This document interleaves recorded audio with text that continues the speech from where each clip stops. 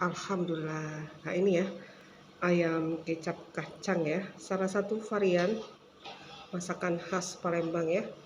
Ayam goreng yang disiram dengan kecap, taburin dengan cincangan kacang ya, irisan cabai hijau, bawang goreng, dan tambahkan irisan tomat.